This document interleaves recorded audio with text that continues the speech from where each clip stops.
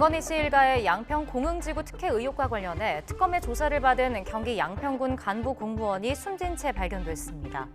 A씨가 특검 조사를 받고 남긴 자필 메모에서 수사로 인한 괴로움을 호소한 사실이 드러났습니다.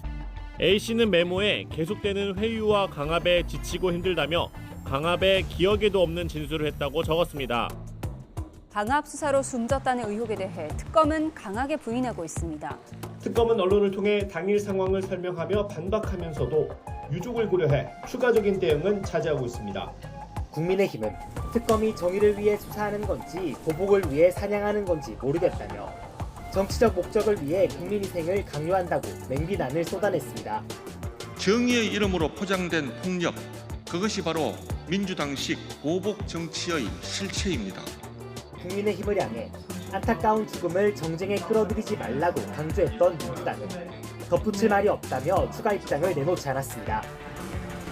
여름 방학을 이용해 캄보디아 박람회에 다녀오겠다던 한국인 대학생이 고문 끝에 숨진 가운데 국내 유인책 일부가 경찰에 붙잡혔습니다. 2달 넘게 피해자의 시신이 송환되지 않고 있는 가운데 온라인 커뮤니티를 중심으로 우리 정부가 구조를 외면했다는 의혹도 제기되고 있습니다. 이재명 정부 첫 국정감사 첫날. 민중기 특별검사 김현지 제1부속실장 봉욱 민정수석을 국정감사장에 반드시 세울 것입니다. 내란의 끝을 부여잡고 끊임없이 반역사적 준비를 하고 있는 국민의 힘이 국민의 심판을 받는 국회 법제사법위원회 국정감사에서 최대 화두인 조희대 대법원장의 증인 채택과 이성 여부 등을 놓고 여야가 고성과 항의를 주고받으며 난타전을 벌였습니다.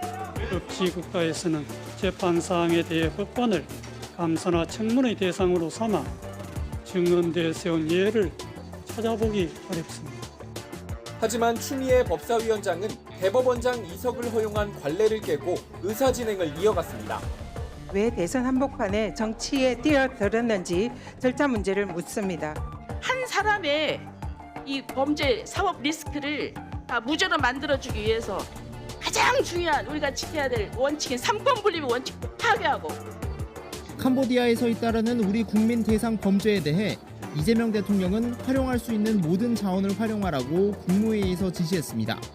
지금은 다른 무엇보다 피해자들을 보호하고 사건 연루자들을 국내로 신속하게 송환해야 됩니다. 민주당은 이번 사태는 전임 윤석열 정부가 공무원 정원 효율화 기조에 따라 인력을 줄인 탓이라고 지적했습니다.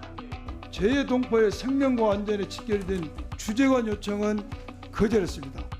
반면 국민의힘은 경찰 영사 확대 배치는 매우 안이한 대응이고 심지어 주 캄보디아 한국 대사는 아직도 공석이라며 대통령을 겨냥했습니다. 경각에 처한 우리 국민들의 생명과 안전을 각자 알아서 해결하라라고 방치하는 것과 동일합니다. 국정감사장 곳곳에서 김현지 대통령실 제1부속실장이 잇따라 소환되며 여야 설전이 펼쳐졌습니다.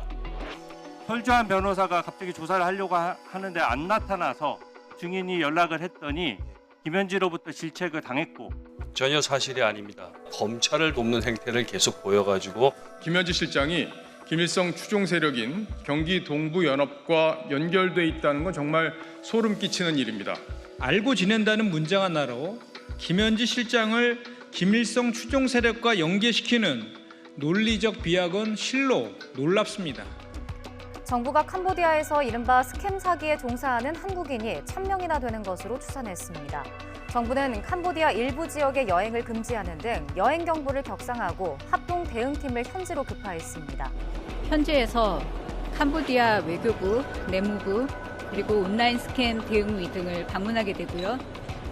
고위급을 접촉함으로써 이번 사태의 해결 방안들을 보다 구체적이고 그리고 적극적으로 논의해 갈 예정입니다.